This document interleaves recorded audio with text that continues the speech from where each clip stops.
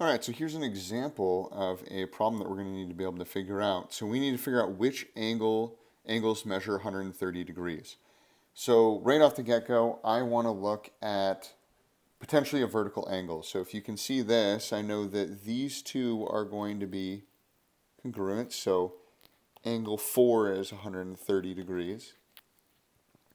I also then will be able to tell if this is 130, then I know that angle 6 is 50, and so which angles measure 50 degrees?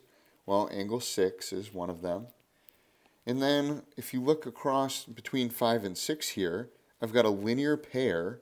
So what that means is that now angle 5 is 130 degrees because these have to equal 180, so now I've got angle 5. And then if you can see from this point, we now have a vertical angle. We now have a vertical angle. So angle 2 is also going to be 130 degrees. So those are all the angles that are 130 at this point. Angle 1, that's a vertical angle here, so it's got to be congruent with the blue one, so it's got to be 50.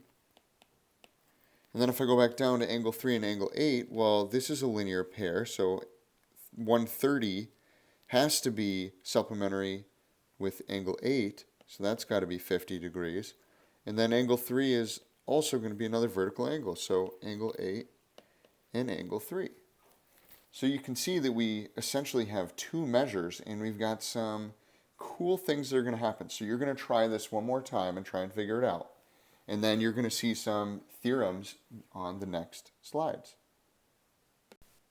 One quick note before we move on. Hopefully you're noticing that since this 130 is going to be 130 degrees there, this is 130. And if you look at that angle relationship, that's pretty important. That's corresponding.